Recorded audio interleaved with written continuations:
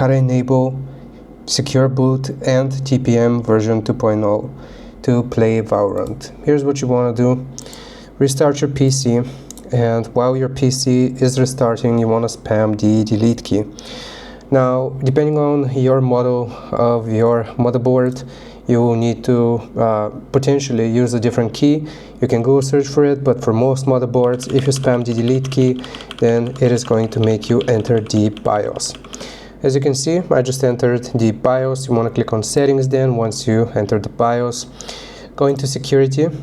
Then you want to go into trusted computing right here. And where it says TPM 2.0 device found, security device support, you want to set this to enable, like so. Once you do this, you will go back. This time you want to go into advanced. And then you want to go into Windows OC configuration. Make sure BIOS CSM UEFI mode is set to UEFI, and then secure boot, click on it, and secure boot, make sure you enable it.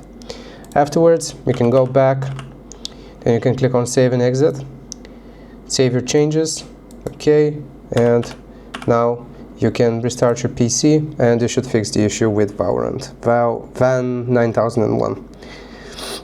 I hope this helps. Leave a like and sub. I'll see you next time.